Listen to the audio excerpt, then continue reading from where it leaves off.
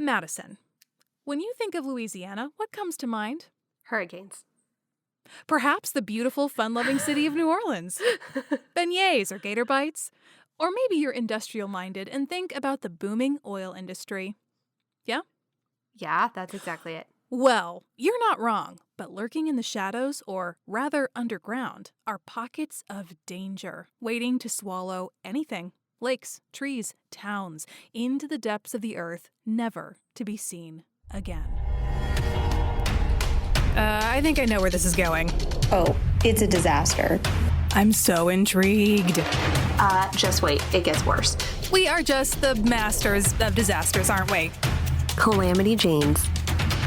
Welcome back to Calamity Janes. I'm Madison. And I'm Bailey. And this is our podcast where two anything but plain Janes discuss disaster and calamity and mayhem. And this week we have something different for you. Switching it up. Bailey is going to be telling you a beautiful, disastrous story. That's right. It's actually a double hitter today, so it might be a long one. Buckle up, buttercups. Woohoo! Let's do it. I'm ready. Okay, so today we're going to talk about a couple of Louisiana's sinkhole problems, starting with the Bayou Corn sinkhole, a calamity that has been referred to as, quote, the biggest ongoing industrial disaster in the United States you haven't heard of. Okay, I am ready. I have not heard of this. Yeah, it's wild. Situated in Assumption Parish, about 40 miles south of Baton Rouge, is Bayou Corn. And under this bayou, and in fact, much of the state of Louisiana, are salt domes. I'm sorry, Bayou Corn? Yes, C-O-R-N-E. I hope it's pronounced corn. For the record, French, not my strong suit. Cornet. Cornet. I have no idea. Neither do Corn I. sounds good to Corny? me. Okay. I do know it's not that. Yeah. Please don't come for me. There's another French word in here that I just might absolutely butcher, but when we come to that. Now, Madison, do you know much about salt domes? I don't know anything about salt domes. That kind of surprised me. I thought that maybe not geologically, but like environmentally, they can be quite toxic. So I was curious to see if you'd know. I don't. I mean, I might have once upon a time, but I don't right now. Okay. Maybe this will ring a bell. So let's take a quick second to talk about salt domes. Salt domes are actually massive underground structures that can originate as far down as 35,000 feet. Whoa. Taller than Mount Everest. They begin as a deep layer of salt that, when put under immense pressure from thousands of feet of sediment, begins to flow. And it flows upward towards the Earth's surface in the shape of a column. Actually, if you go in the show notes, in the resources that I reference, you can go see a diagram or a cross-section of the Earth, and they kind of look like long fingers climbing out of this salty layer of Earth. And the dome that we see at the Earth's surface is just the top of one of those long fingers. They're very bizarre. Salty fingers. Yeah, yes, like salty Earth fingers. French fry fingers. Yes, salty Earth fingers. And if those weren't interesting enough, they also have some pretty interesting geological properties that make them very valuable to a lot of different people. Okay. For example, in pushing through layers of sediment, they create pockets where oil and natural gas tend to accumulate. Additionally, when carved into a cavern, salt acts as a great container for humans to store things in, like oil and gas, and even nuclear waste. Oh, that sounds like something we are ready to abuse. Yeah, well, so this was interesting. Apparently, according to some sources, the U.S. has considered this for nuclear waste disposal, but is not actually doing it. According to other sources, we are. Something tells me it's going to be one of those things where we say we're not, and then, oops, a disaster happens, and, oh, I forgot to tell you. Yes, okay, I get it. Yeah. So you said the caverns are filled with gas? Yeah, so I guess if you dig into the salt, whether you mine it or you just hollow it out, the salt layer around it makes a really great impermeable barrier to whatever you put inside, like oil and gas. Okay, gotcha. I didn't know if this was like if you could frack it or not. That I don't know. This was very complex, and I'm reminded why I didn't go into geology because all of this was very complicated when I researched it. Geology is shockingly sorry, that's rude. Geology is okay. Wow, way to offend the rock nerds. Okay, well, people in earth sciences will know that geology is hard. Geology is an amazing, beautiful science. It is necessary and important. Okay. No one in college acts like that, though. All of us in the environmental college made fun of the geologists, the dirt people. Okay, confession. This is a confession booth. I do not feel that way anymore, but I have changed. Do you need to put up like a notes apology? Like, yeah, probably. I know. Also, I had to take geology classes for good reason because obviously that has a lot to do with everything I was doing in the dirt and the soil, but it's challenging. It's really hard. It's much harder than I thought it would be. So I have a lot of respect for geologists, despite the punk I was in college. Same. Nothing but love and respect for geologists on this podcast, lest there be any confusion. Oh my gosh. Well, you majored in astrophysics. Did you not look down upon other disciplines? No. Oh, that's so disappointing. No, in fact, I was like, for a hot minute, considering doing planetary geology, like geology of other planets, until I remembered or realized when I took a geology class, A, it's hard, and B, it involves chemistry, and I hate chemistry. Tell me about it. Yeah, so... yeah, I got nothing but love and respect for geologists, man. I do too. I definitely do too. Okay, continue. Back to the salt domes. Basically, these are natural resource havens that often have multiple parties like salt mining companies and petroleum companies interested in them. Makes sense. Yes. Well, back to Bayou Cornet, whatever.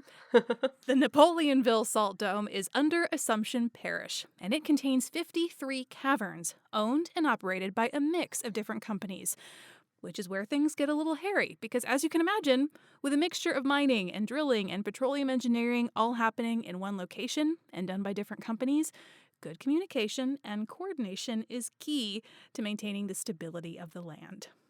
I do kind of remember in law school, I took an oil and gas law class. And yeah, don't ask me a single thing about it. It was not fun. But I do remember we studied a lot of Texas oil and gas law because they obviously have a lot of that going on there too. I cannot speak for anything about Louisiana because anyone who knows anything about the law knows that there are 49 states and then there's Louisiana. And we don't talk about... Wait, really? We don't talk about law in Louisiana because they go off of a different code. Their law works different than everyone else's.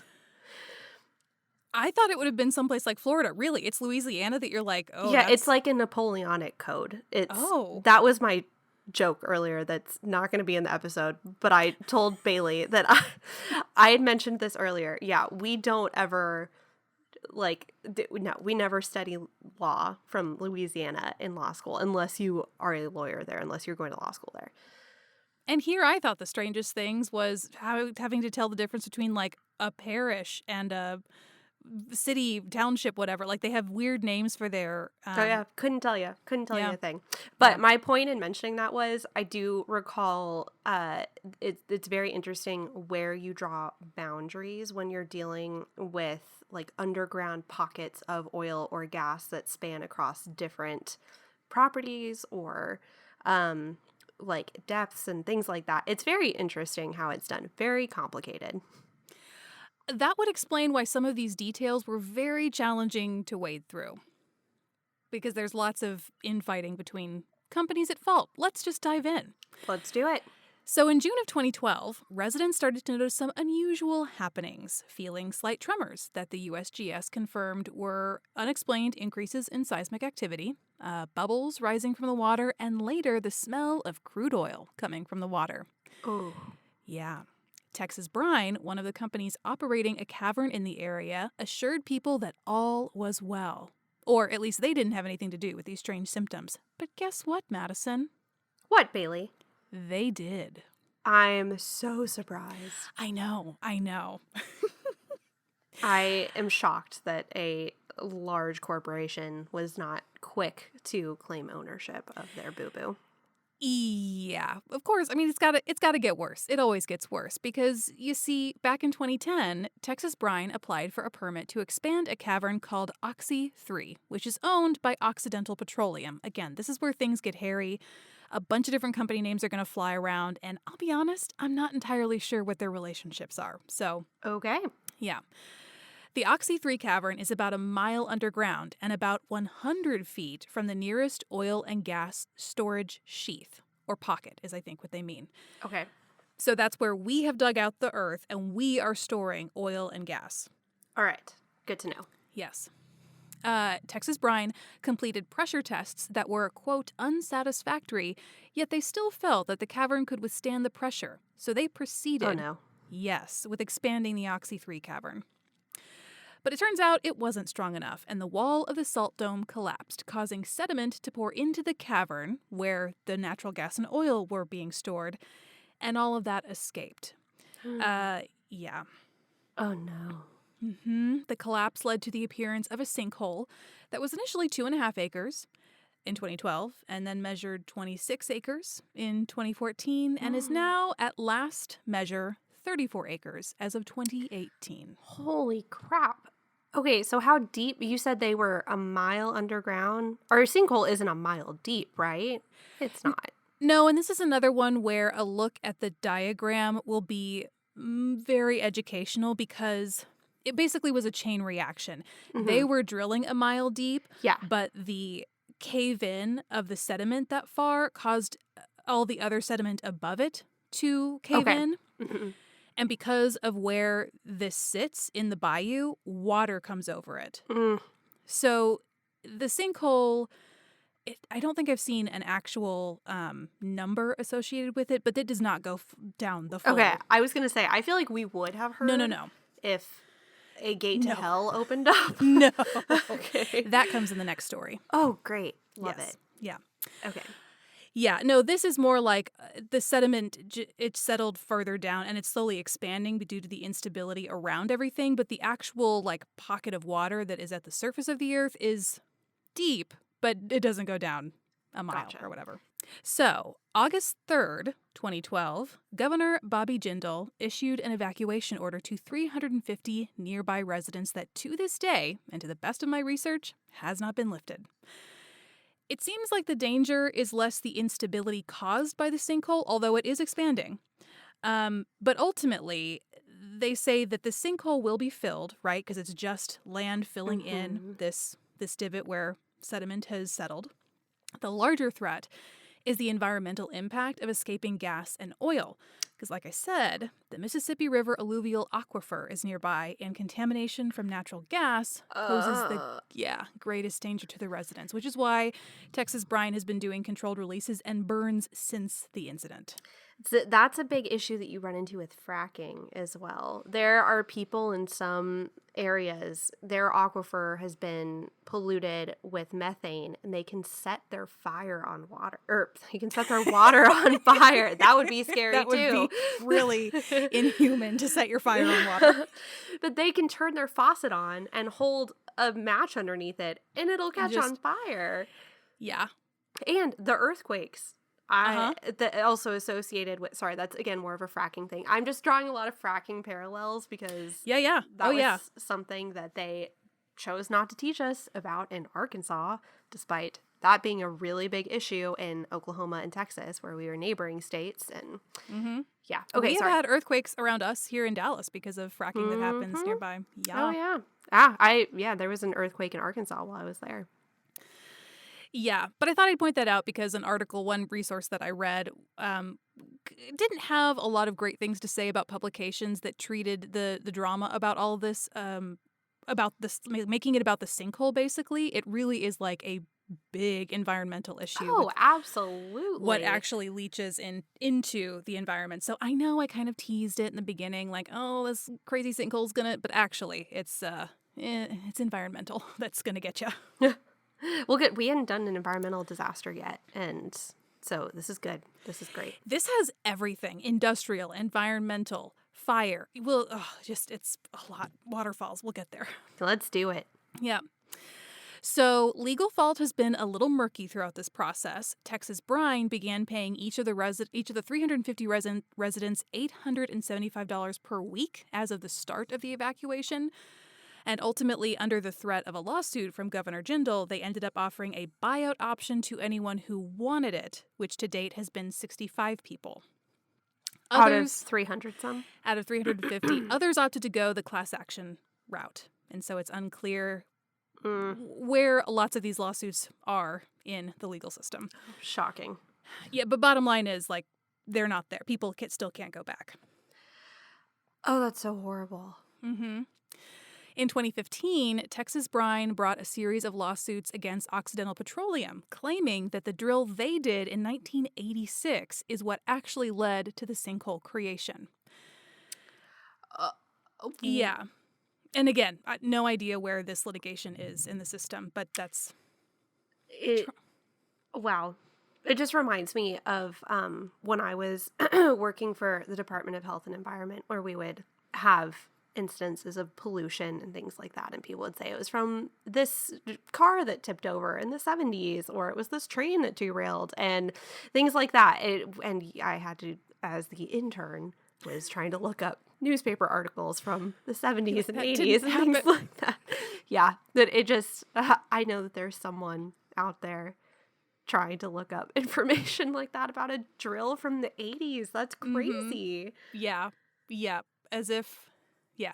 I will say, though, that of the companies that are implicated in this, Texas Brine is the only one that has been paying out and, like, helping people, and they did so whether or not out of the kindness of their heart or threat of lawsuit. All of the other companies have been like, we're going to wait for you to bring the litigation before we actually... Yeah. So that is, points to Texas Brine. They actually are helping in some way. Yeah, that is good. They also might realize that they would potentially have to pay way more. When they might weren't doing that. With the class action, that's still, in 2018, a state district judge ruled that the fault was shared among 3 companies. Oh. Texas Brine is 35% at fault. Occidental is 50%, and then third company, Vulcan, which is a construction materials company. Oh, that already sounds evil. Yeah. That already said they're to blame. I can tell you right now. Exactly. But they're actually only 15% at fault. So, and appeals to the ruling are expected, according to Wikipedia. Well, of course. Yes. Until then, we just got a hole in the ground. And also in the show notes is a link to one of the only videos that I can find of trees actually getting sucked into this thing. Like, you can see it expanding. And it kind of makes me wonder, like, someone's clearly holding this camera and it's like, I wouldn't be doing that. But thank you for this footage, kind sir, who apparently, or ma'am, who survived filming that. Oh my gosh. And that aquifer too. Mm-hmm. We are, we're already using aquifers faster than they can be replenished. Oh my gosh. It just breaks my tree-hugging heart. I just hate it. I hate it so much. Well, just you wait. Oh no. Don't worry. It gets so much worse. It does. Now, let's hop over to Lake Peigneur. Peigneur is how the Google Translate just told me how to say it. But again, French is, we're going to go with Peigneur. Also in Louisiana. 80 miles west of Bayou Corne and just 25 miles south of Lafayette. Okay. Mm-hmm. I know exactly where that is. Yep. It's all Gulf Coast.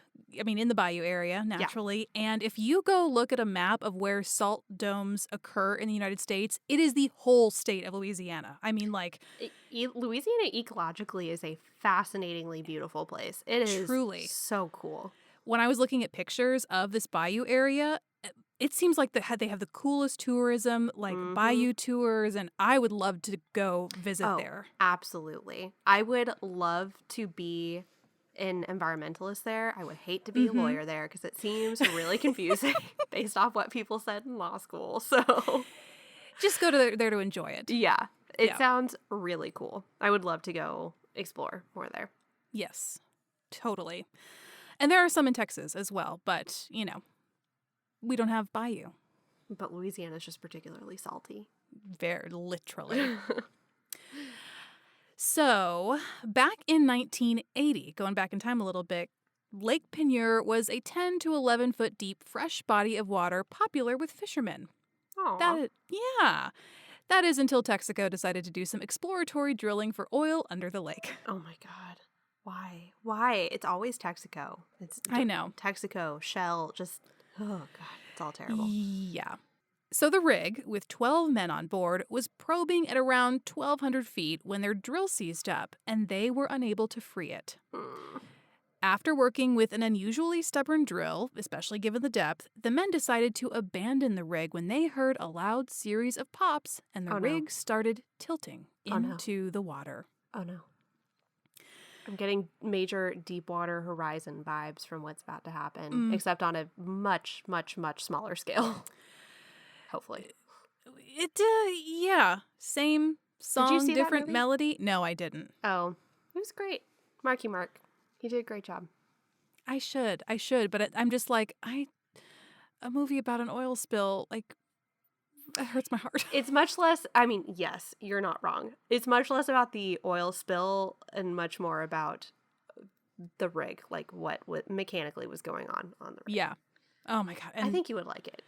probably. And just the situation of being out, isolated, alone, and the drama that inevitably happens when you're like, catastrophe happens. Yeah, I think that's why I like it so much, is because it's a disaster movie. Yeah, that would make sense. Okay, I'm putting it on my list. So you have to like it too.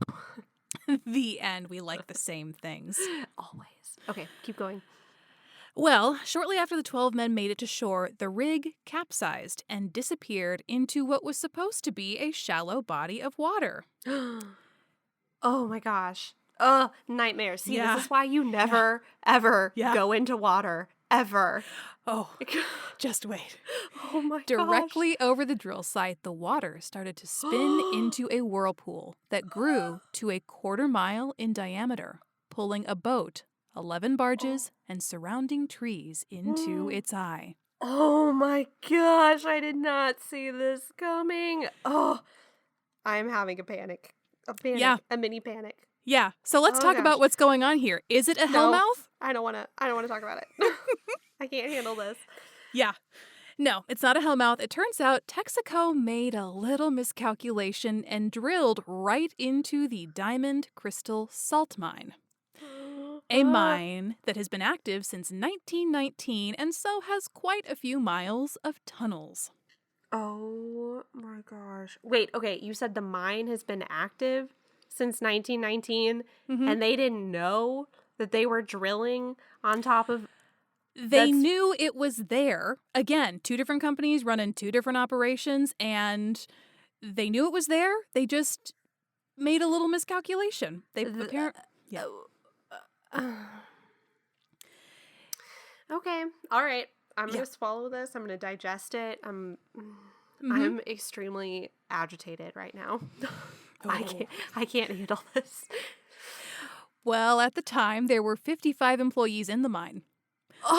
All scrambling to escape the shafts that were quickly filling with water. Oh no. Yeah. The Titanic, but like underground, And basically. salty. And salty. Well, no. This is a freshwater lake. I thought you said it was a salt mine. Oh yeah, I guess it is. And the water started to dissolve it started caving in because the water was dissolving parts of the lining of the mine. Oh, okay. I'm sweating. But ultimately, I know, I was sweating writing this. I'm so uncomfortable around my shoulders are up by my ears. I'm so upset. Okay.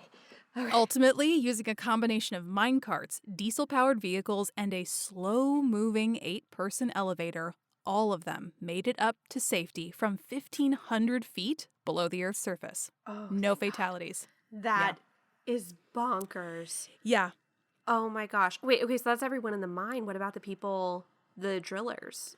The drillers made it to shore safely. They were there to watch their rig capsize, and all people who were on boats in the lake, there were no fatalities in this accident. Oh, thank goodness. That... is, yes, Oh, okay. All right. one of many wild details about this story. I'm okay. I'm okay. So after 3 hours, almost all 3.5 billion gallons of lake water had been drained.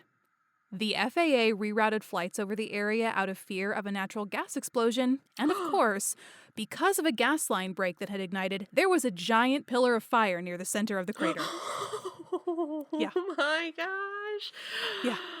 Oh, I mean, catastrophe. It has all the elements. it has all of them. I'm trying to imagine. Okay, so you've got this gigantic crater basically from what was your lake with a big hole in the middle that's now spewing fire into The air. All right. How do we know how tall this column of fire, hellfire was? No, we do not. That was not in the records that I could find. But it honestly, it probably didn't last long because of what I'm about to tell you next. Oh no. Okay, I'm ready. The lake is connected to the Gulf of Mexico by the Del Cambre Canal. So once it was emptied, the canal actually started to flow backwards, dumping brackish and salty water from the Gulf of Mexico into the empty crater, forming a 164-foot waterfall. Which, fun fact, was temporarily the largest waterfall in Louisiana for that day. Oh my gosh. Yeah, and Google pictures of it. It's wild. It's crazy. Oh, this is just as horrifying as I thought it was going to be. Okay. Yeah. Oh no. Because remember, this was a 10 to 11 foot lake initially. So when all was said and done, the 11-foot freshwater Lake Panier had been transformed into a saltwater lake that reached 1,300 feet in some places, permanently changing the ecosystem in the area. Oh my gosh. Oh no. Okay. I'm okay. Yeah, a lot happened that day. A lot happened that day. Yeah. Holy cow. Yeah. No official blame has ever been placed for the event. Oh, I think we know. I think Texaco has some answering to do. Well, so there was an investigation. Some official organization investigated, but apparently because all of the evidence was literally washed down the drain, they were like, who's to say?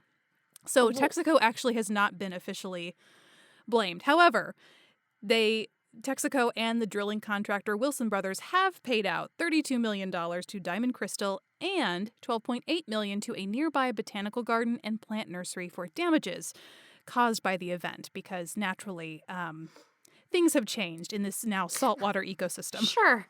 Yes. Sure. Oh my gosh. Okay. Wow. I did not know that happened. I know. That is insane. Yeah, and once I found the Bayou Corn event first, and then briefly referenced in that was this Lake Panier, and I was like, what is this? Way to bury the lead, Louisiana. I'm sure you have many salt domes, so maybe this is not, 2 out of the hundreds that you might have ain't bad, but boy, were these catastrophic. Oh my gosh, that's insane. I'm like speechless. I don't even know what to say about it. Just like defies the laws of everything that I thought was possible. Logic, yeah, you're like, it's a little like hell on earth. I mean, watching, and someone, there's a quote in one of the articles of someone literally saying that as they're watching this whirlpool develop in this lake, watching barges get sucked into it, they're like, hell has opened up. If I were watching that, that's honestly probably exactly what I would have thought. Yeah. That's insane. I had the same thought when I saw the pictures from, was it SpaceX that just launched something? Oh, yeah. Yeah, those are really cool pictures, but I didn't know that was happening. And if I had been in the area and I just saw that coming from the sky, I'd be like, oh. Oh, you mean when it landed back on the barge? Well, all I saw were the pictures where it looks like this really angelic kind of like white and blue, like it was this really beautiful thing, but it didn't look, I don't know exactly at what point of the launch what was going on. Gotcha. Did you see these pictures? Are you looking at them right now? No, I didn't see I watched the launch, but I did not see the pictures. The launch was very cool. It's definitely when it's in the sky. I think it was when it was leaving the atmosphere or something, or it didn't leave the atmosphere. How high did it go? No, it did leave the atmosphere. It actually is higher than space station. Oh. Yeah. Okay, then I think someone had said it was when it was leaving the atmosphere. You should look at these pictures. Describe what's happening. Oh, I see. Yeah, it's this like really gorgeous glowing light, but it's like a sky jellyfish. Exactly. Kind of. But if you saw that and you didn't know what was going on, you would be like, "Oh, our jellyfish overlords are here. This is the day we meet the alien. Take over." Yeah, that's what. Yeah, it's crazy. I didn't know when I saw that. I didn't really know what to make of it. I didn't know exactly what was going on there. I do wonder if that's the booster, because there are like 2 points and you can see something that looks like it's heading. It looks like the booster's coming back and the rocket is going up.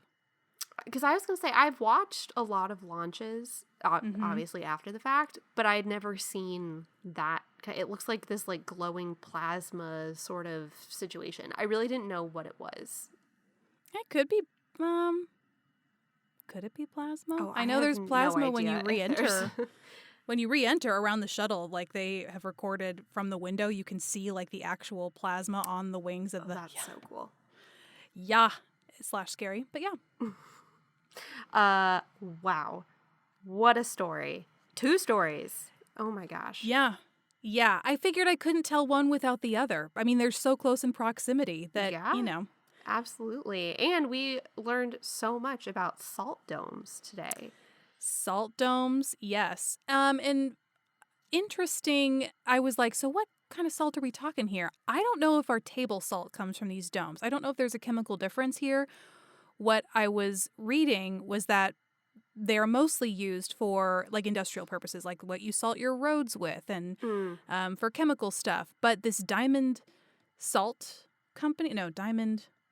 Crystal Company, they do make table salt. So I am unsure about, if this is where our salt comes from, but. Very interesting. Mm-hmm. Huh.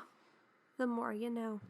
The more you know. I just needed a third nuclear waste disaster to complete the trifecta, but luckily we have not encountered that yet, in the U.S. anyway. A nuclear disaster? Oh, a nuclear in the salt. Yes, okay. In the salt dome. I was going to say, wait. Yeah. I know what we'll do next week. Bailey, I have something to tell you. I have something to... No, this is... Yeah, I'm waiting for the day when it's like, ooh, oopsies, we forgot to tell you we actually were storing nuclear waste in these salt domes. Yeah. Oh my gosh. How terrifying. Wow. Good job, Bailey. Excellent. Thank you so much. I was so nervous before this week. And your first time telling a story. Time. We are planning on doing this a handful of times since we're trying to double up on some episodes to give Bailey a maternity leave. So Bailey leave. Yes. Bailey will be doing a couple of episodes like this to lighten the load a little bit. So please let us know your feedback. If there's going to be a few more of these, let me know what you liked, what you didn't like. Please be gentle. As always be kind. As always, constructive criticism, please. That was fabulous, Bailey. Good job. I'm so glad you enjoyed it, Moo. And I hope all of our best friends enjoyed it too. Yeah, I'm sure they did. How could they not? It was fascinating. We really learned a lot. Yes. And I meant to mention this at the top of the episode, but as we are talking about Louisiana, they're obviously still very much in need of aid from its hurricane season, folks. So we mentioned this in the last episode. We'll put the same link to resources for how and where you can help, if you are able to help, in the show notes. Yes, please. Felt we couldn't talk about the great, legally weird state of Louisiana without mentioning that. Yes. Okay, it's not like they have a bunch of crazy laws or anything. I honestly couldn't even tell you specifically like what is so weird or different about it, because they won't talk about it in law school. I know. Well, yeah, they just, if you go, it's like you can attend law school in any of the 49 states or Louisiana. That's about it. So I do not know. Anyways, that was just to say, if it were to come up, I would not have anything to contribute. Thank you for sharing. Do not come to Madison with your Louisiana legal inquiry. She cannot help you. Nope. Nope, sure can't. Well, good job again, Bailey. This was so much fun. This was not nearly as long as you made it sound like it was going to be. It was 4 pages of notes. Yeah, that's pretty typical. What? I Yeah. can't do this. I can't live like this. Oh my God. I do not like research. Yeah, I typically have like 3.5 pages. This feels like school. This made me realize I never want to go back to school. You know, some people, they're like, oh, I could toy with the idea of a master's. Nope. I had the same anxiety and like procrastination fear around doing this as I did school assignments. And I was like, no, I don't want to do this. Oh yeah, it takes me back there as well. Except I actually enjoy researching these things. And whereas like in law school, I dreaded researching anything related to that. It's the writing. I agree. I enjoy the researching. It's the writing that puts me on edge. And you're a great writer. So I was like, I can't live up to your great writing. And No, you did a wonderful job. Well, and again, I like writing this because I can put personality into it. Whereas in law, they want to suck the personality out of your writing. No fun. Yeah. So anyways, that's my legal gripe for the week. But Well, thank you, Moo. always. Okay. Well, thanks for listening with us this week. It was Thanks so fun. everyone for listening this week. We always really appreciate it. And if you really love us, subscribe wherever you listen. Please Leave us a review. rate us. It'll be great. Tell someone this week about the podcast. Just stand outside somewhere and just like Shout. proclaim, Scream. Yep. Yeah. Declare. declare. Which Declare. reminds me of Michael Scott. Bankruptcy. I declare bankruptcy. Okay. All right. Well, we will. I want to Nope. say see you guys next week, but I'll let you do it then. We'll be back in your ears this time next week, everyone. Thanks so much for listening. Goodbye. Goodbye.